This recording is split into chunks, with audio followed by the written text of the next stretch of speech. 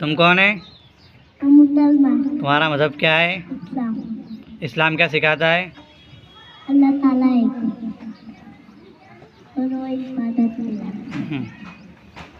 हजरत मोहम्मद सल्लल्लाहु अलैहि वसल्लम अल्लाह के रसूल हैं। इस्लाम का करीमा इस्लाम का कलीमा कलमे छाड़ा। क्या है? पढ़ो।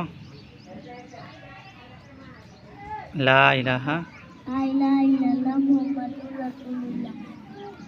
तुम्हें किसने पैदा किया? अल्लाह ताला। बोलो पूरा। किस चीज़ से पैदा किया? अपनी कुदरत और हुक्म। रोज़ी कौन देता है? अल्लाह ताला। दुआएं कौन सुनता? अल्लाह ताला। ज़िंदगी और मौत